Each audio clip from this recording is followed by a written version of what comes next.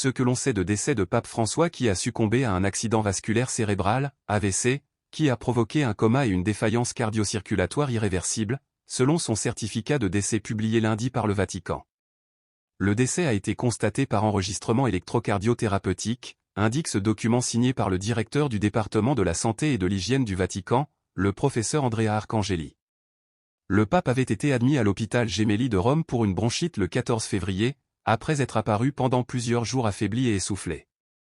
Le Vatican avait ensuite précisé qu'il souffrait d'une infection polymicrobienne des voies respiratoires, puis révélé 4 jours plus tard qu'il était atteint d'une pneumonie touchant les 2 poumons, son tableau clinique étant décrit comme complexe.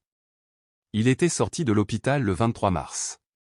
Le corps du pape François devait être mis en bière à 20 h dans la chapelle de la résidence Sainte-Marthe au Vatican, où il habitait depuis son élection, selon le Saint-Siège.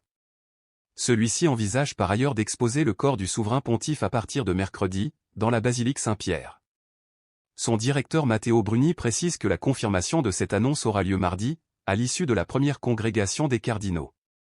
Les obsèques du pape François auront lieu dans quelques jours à Rome. De nombreux dirigeants s'y rendront et Donald Trump en fera partie. Le président des États-Unis a annoncé lundi qu'il irait au Vatican en compagnie de son épouse. Mélania et moi irons aux funérailles du pape François, à Rome.